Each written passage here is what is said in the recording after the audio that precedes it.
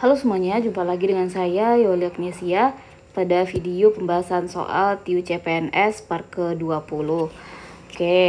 Jadi sebelumnya, dua part sebelumnya itu kita sudah membahas bang soal di quizzes dari bang soalnya Yunan Morfosis TIU 13 ya. Jadi soal 1 sampai 4 di video part ke-18, soal 5 sampai 9 itu di part ke-19. Jadi silakan teman-teman cek video dua video sebelumnya. Nah, sekarang kita akan lanjutkan soal nomor 10 sampai soal 14. Oke, kita langsung aja soal nomor 10. Suatu persegi panjang mempunyai luas 120 cm. Panjangnya bertambah ya. Jika panjang si persegi panjang tersebut bertambah 25% dan lebarnya berkurang 20%, maka luasnya menjadi. Baik, kita tulis dulu yang diketahui. Luas persegi panjang ya. Luas persegi panjang adalah 120 cm. Nah, luas persegi panjang bisa dicari dengan panjang dikali lebar. Jadi kita peroleh panjang kali lebar itu adalah 120 cm. Next, jika panjang bertambah 25%. Berarti panjang yang awalnya P bertambah 25%.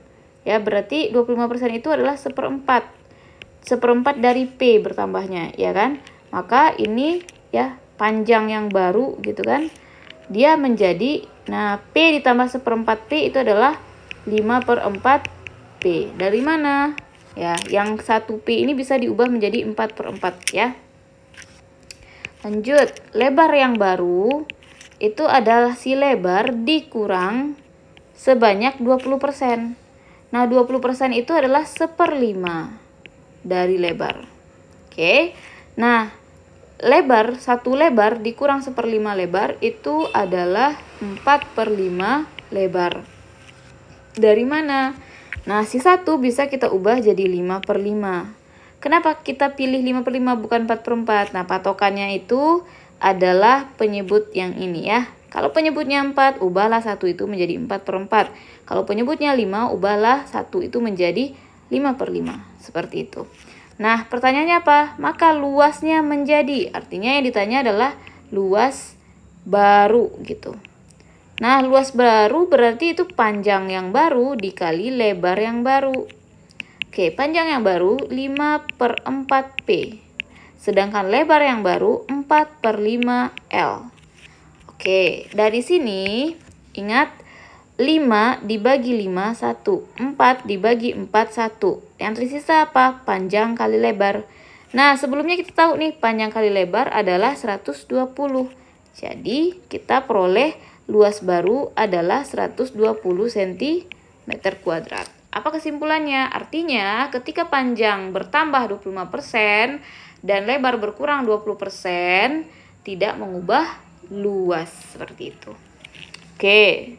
Kita lanjutkan ke nomor 11. Jumlah 5 buah bilangan yang membentuk barisan aritmatika adalah 75. Jadi ini jumlah 5 buah bilangan ya. Jumlah 5 buah bilangan yang membentuk barisan aritmatika adalah 75. Jika hasil kali bilangan terkecil dan bilangan yang terbesar itu adalah 161, maka selisih dari bilangan terbesar dan terkecil adalah Nah, ini cukup kita bisa pakai trik gitu ya. Jadi kita punya 5 bilangan nih. Bisa dikasih nama U1, U2, U3, U4 dan U5. Di sini nggak ada info bahwa ini adalah 5 suku pertama, nggak ada info seperti itu. Jadi kita bebas gitu ya, mau nulis rumusnya seperti apa gitu, polanya seperti apa. Nah, di sini saya mau ngambil jadi saya perkenalkan dulu. Ada istilah A pada barisan aritmatika ya. Jadi pada barisan aritmatika ya, gini deh. Barisan aritmatika itu adalah suatu barisan yang memiliki beda yang sama. Apa itu beda? Contoh, misal kita punya bilangan pertama A. Nah, bilangan keduanya itu adalah si bilangan pertama ditambah suatu nilai, yaitu B misalnya. Atau perbedaannya atau beda. Nah, bilangan yang ketiga itu bilangan yang kedua ditambah B lagi. Nah, jadi perbedaan antara satu bilangan ke bilangan yang lainnya itu adalah sebanyak B. Oke, jadi di sini saya akan pakai A itu adalah suatu bilangan dan B itu adalah bedanya gitu. Oke ya.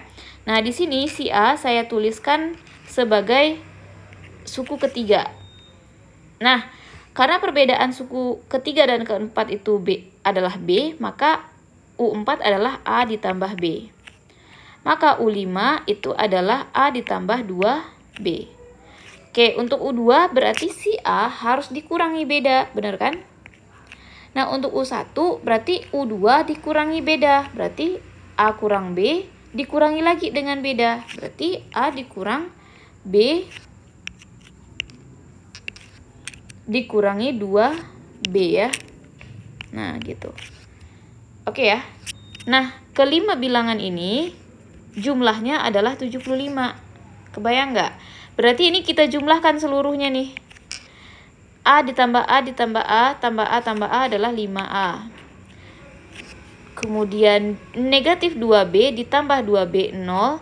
Negatif B ditambah B 0. Jadi yang tersisa ya 0, nggak ada gitu. Ternyata jumlah 5 bilangan itu adalah 5A. Dan ini sama dengan 75. Nah, dari sini kita peroleh nih. Ternyata A-nya adalah 15. 75 bagi 5. Nah, dengan kita memperoleh A sama dengan 15 ya, maka kita bisa cari sebenarnya bilangan lain menggunakan informasi selanjutnya. Apa informasi selanjutnya? Jika hasil kali bilangan terkecil dengan bilangan terbesar adalah 116. Oke, di bilangan kita tadi yang sudah terurut, bilangan paling besar itu ada, bilangan paling kecil itu adalah U1. Ya, ini yang terkecil. Bilangan yang terbesar itu adalah U5.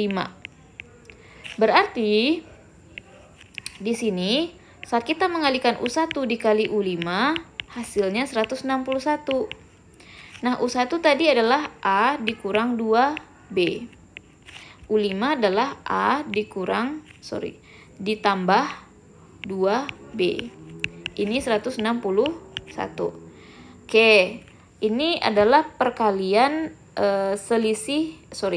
ini adalah perkalian selisih dan penjumlahan gitu ya. Ya udah deh, dikaliin aja deh. A kali A kuadrat ya.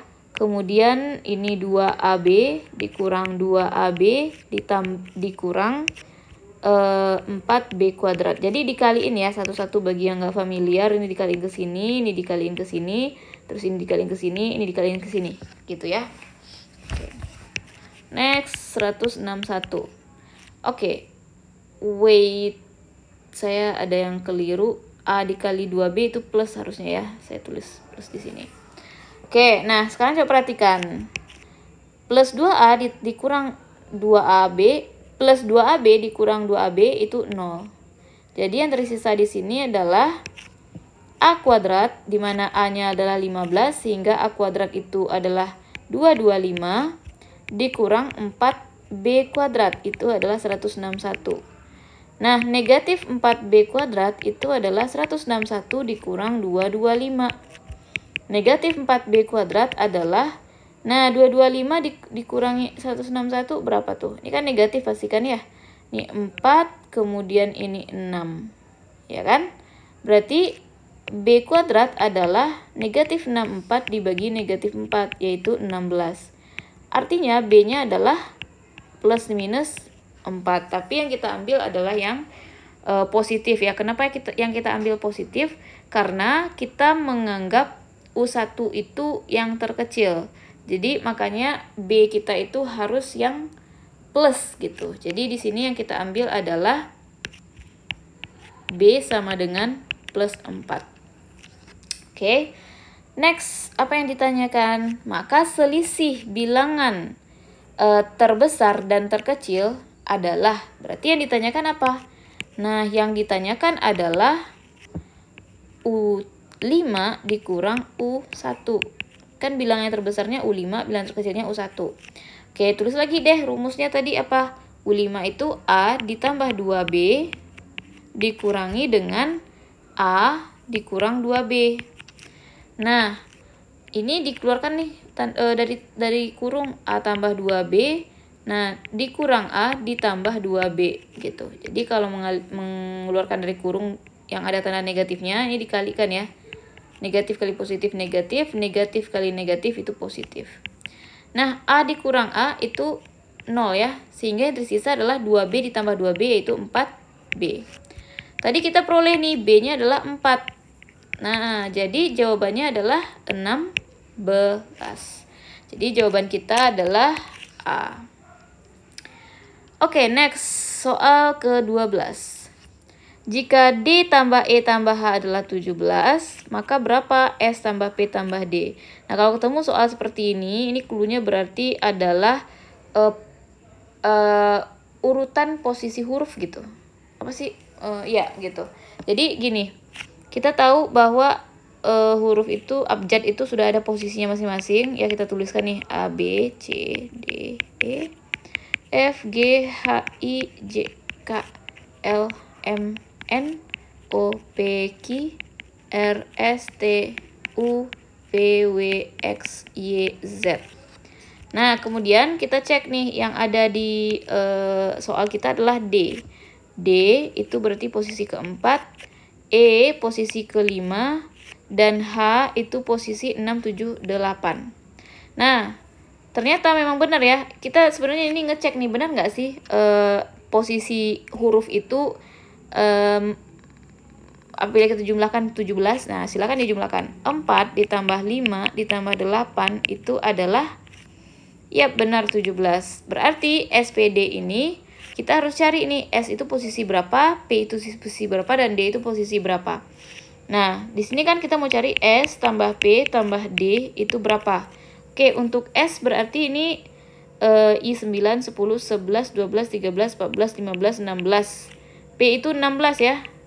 17, 18, 19. Ini 19 si S dan D itu 4 ya. Berarti kita di sini S itu 19 ditambah P itu 16 ditambah D itu 4. Jadi kita peroleh 39. Jadi jawabannya E. Next soal selanjutnya. Oke, ini adalah operasi akar. Akar 125. Nah, ini akar pangkat 2 ya. Jadi kita ubah dulu ini menjadi akar 25 dikali 5. Nah, kenapa? Karena kita harus ubah ke perkalian bilangan yang bisa diakarkan.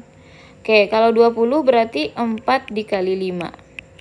245 berapa nih? 245 kalau dibagi 5 berapa? 245 dibagi 5. Berarti 4, 20, 4, 9 ya. Berarti, enggak, maksudnya 5 gitu. Jadi ini 9. Jadi ini adalah 49 dikali 5. Oke, lanjut di sini. Nah, ini bisa dipisahkan nih akarnya. Akar 25 dikali akar 5 ditambah akar 4 dikali akar 5 dikurang akar 7 dikali akar 5. Nah, akar 5 itu 5. Jadi 5 akar 5 ditambah akar 4 itu 2. 2 akar 5 jadinya, kok udah saya cari ya? Ini maksudnya akar 49 ya.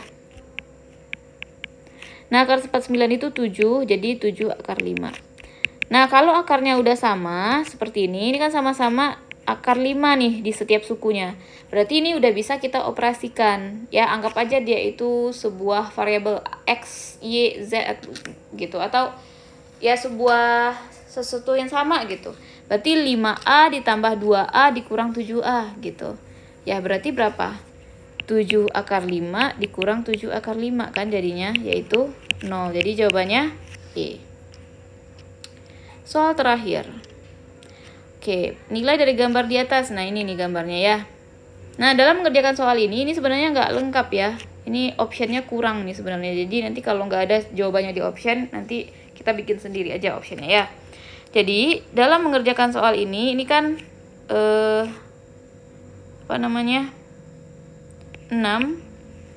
akar 6 akar 6 2, 3, 4, 5 akar 6. Nah, kita misalkan dulu dengan X.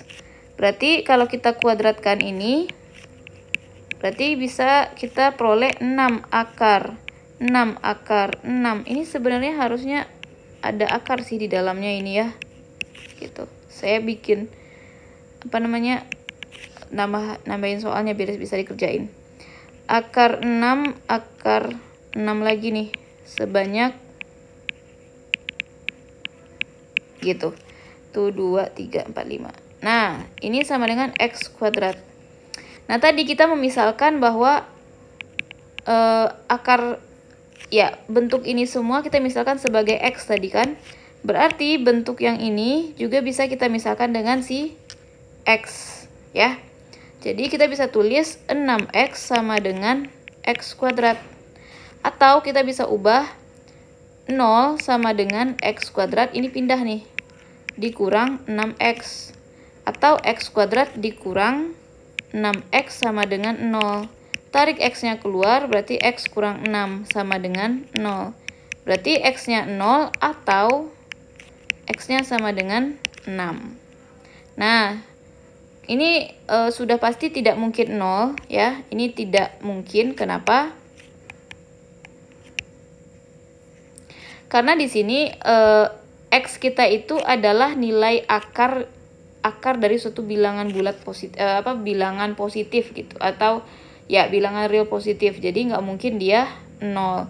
Maka nilainya pastilah 6 gitu ya. Jadi ini jawabannya 6. Oke, saya rasa cukup pembahasan soal kita. Semoga bisa dipahami. Jika ada yang mau ditanyakan, silahkan tulis di kolom komentar. Jika ada soal yang mau di request juga bisa ya, kirimkan aja ke email yang ada di kontak saya di ini ya, cek di deskripsi YouTube-nya. Terima kasih, sampai jumpa di video selanjutnya.